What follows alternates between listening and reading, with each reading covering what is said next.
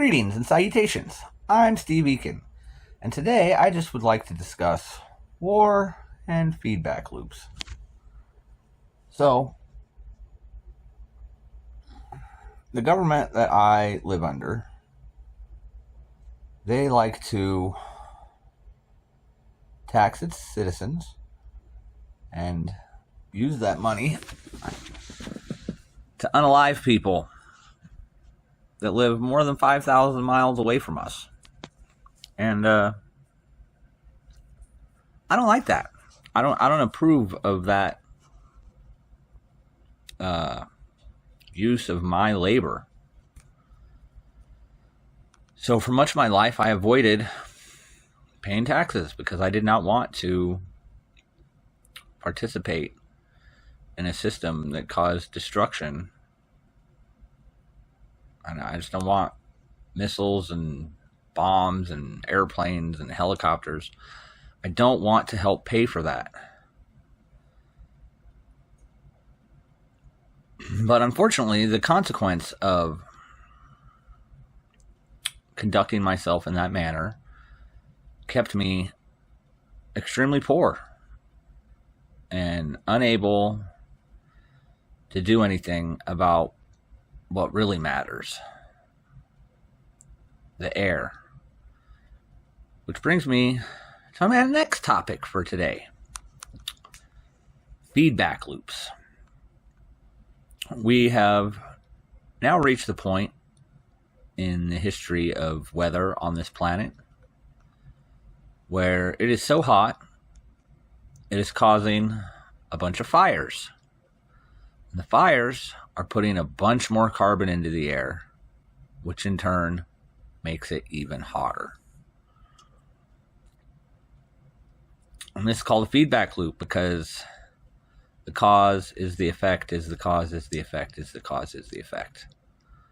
And we could stop everything we're doing right now, turn off every car, shut down every coal burning factory, stop every train, and it won't matter anymore. There's been too much carbon put into the air, and now we're just going to have to figure out how to survive the inferno that we have created,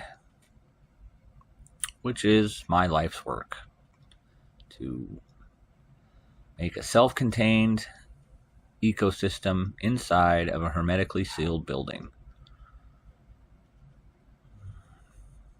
And everybody needs to be doing this. Everybody should have been doing this 50 years ago. As soon as the science was established that carbon in the air makes hotter, the logical conclusion has been inevitable since the 1970s. We knew where we were going, and we failed to do enough to stop it. And now we can't. The window of opportunity to prevent a climate Armageddon has passed.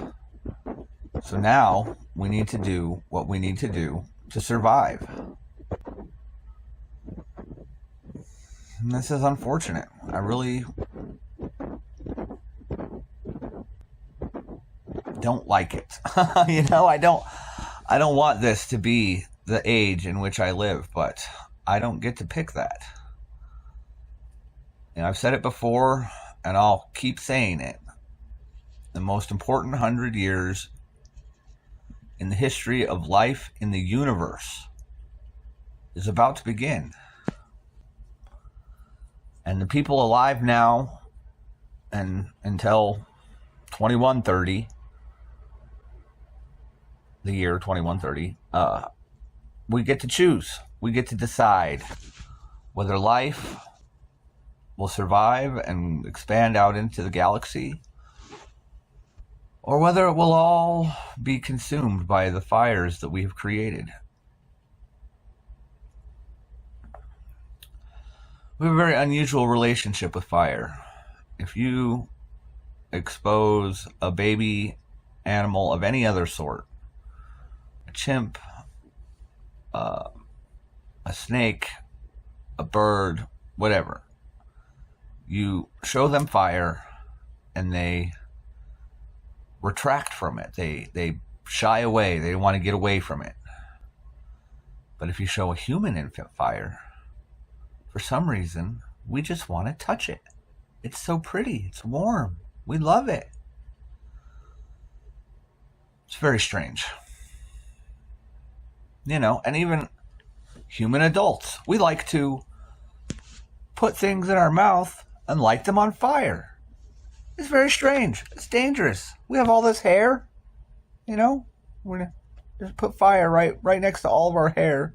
Most of us have some sort of affinity for. I like my hair. I like my goatee. I like my long hair. I like it. Or I would cut it off, and some people do. Some people shave all their face hair off, shave all their head off, all the hair off their head. But that's not typical. Most people are like me. They like their hair. Although I can say that's probably one of the very few ways that I am with the majority. Most of the things I think and believe are contrary to